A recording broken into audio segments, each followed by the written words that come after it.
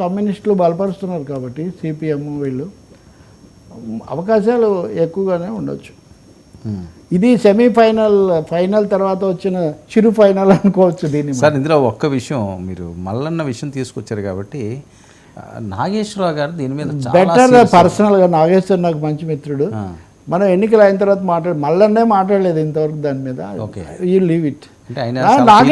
నాగేశ్వర్ గారు కూడా వామపక్షాలు ఈ ప్రజా సంఘాల మద్దతు ఎమ్మెల్సీ అయిన వారే మనకందరికీ సవాల్ విసురుతున్నారు. నేను సవాళ్ళ గురించి నేను ఇప్పుడే మాట్లాడను.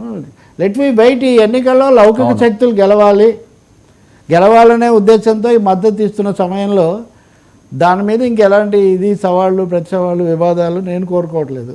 చెప్పడానికి నా దగ్గర పాయింట్స్ లేవని కాదు, ఇప్పుడు అనవసరం. ఇప్పుడు ముఖ్యమైనది ఇంతమంది కలిసి బలపరుస్తుంది. ఇంతకుముందు కూడా నేను నాగేశ్వర్కి జవాబు చెప్పనులే, వద్దులేని, కానీ మిత్రుడు ఆయన సవాల్ నాకు కాదు కదా, పైగా నేను మాట్లాడాల్సిన అవసరం ఆయన మల్లన్నే తీసుకోలేదు, మంచిదే కదా సార్. కొద్ది రోజుల కిందట ఒక సంపాదక మిత్రుడు వాళ్ళ పత్రికలో, అంటే బీఆర్ఎస్ పత్రికలో ఆత్మాభిమానం లేని సిపిఎం అని ఒక వ్యాసం రాశాడు.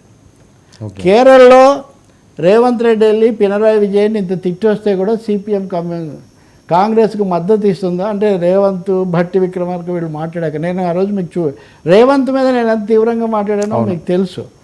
ఇప్పుడు ఎన్నికలు పొత్తులు లేకపోతే ఒక విధానాన్ని బట్టి విధానం ప్రధానం అండి ఇక్కడ, అంతేగాని మనుషులుగా ఎవరు ఎప్పుడు ఏమన్నారు అది ఇది వీటన్నిటిని బట్టి రాజకీయ పార్టీలు వ్యవహరించవండి. అదే నిజమైతే ఈ దేశంలో కాంగ్రెస్ చేయని పనులే ఉంటాయండి.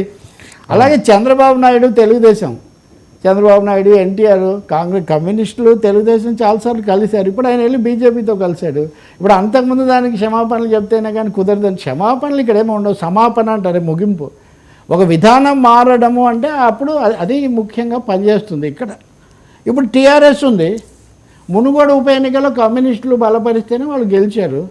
కానీ అంతకుముందు ఇది మార్క్సిస్ట్ పార్టీ కాదు మూర్ఖిస్ట్ పార్టీ అన్నాడు కేసీఆర్. క్షమాపణ చెప్పమని ఎవరన్నా కూర్చున్నారా? లేదు. విధానాల పరంగా కమ్యూనిస్టులు క్షమాపణ చెప్పమన్నారా? సో నా పాయింట్ ఏమంటే క్షమాపణలు ఉండవండి. రాజకీయ విధానాల పరంగా వాళ్ళు వెళ్ళటం తప్ప ఎక్స్ వై జెడ్ ఫిబ్రవరిలో జనవరిలో ఎప్పుడేమన్నారు అనలేదు, అవన్నీ కూడా అవి ప్రధానమైన విషయాలుగా ఉండవు. ఇంకోటి ఎవరు ఏమీ చెప్పలేదని కూడా మనం అనుకోలేము. ఇప్పుడు మీరు కొన్ని విషయాలు ఇక్కడ మనం అన్నీ ఇక్కడ మాట్లాడతాము, కొన్ని విషయాలు మంచి చెడ్డ ఇది ఇప్పుడు చర్చ కాదు, తర్వాత ఇట్లా మాట్లాడుకుంటారు. సో ప్రజా జీవితంలో రంగం మీదకి రావాల్సిన అంశాలు అవసరం లేని వేరుగా ఉంటాయి. నా ఉద్దేశంలో ఈ చర్చ కూడా ఇక్కడికి ఎన్నికల్లో ఓటర్ తీర్పు అనేది సక్రమంగా రావాలి, లౌకిక ప్రజాస్వామిక వాదులు గెలవాలని నేను కోరుకుంటాను. అంతవరకు right sir. Okay, thank you so much.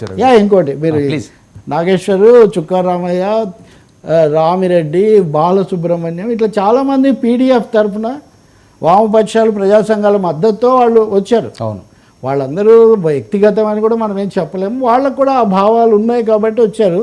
ఆ వరవడి కొనసాగించాలి. మళ్ళన్నది వేరే వరవడి. ఆయన ఆయన ఆయన వేరే వరవడిలో వచ్చాడు కాంగ్రెస్లో.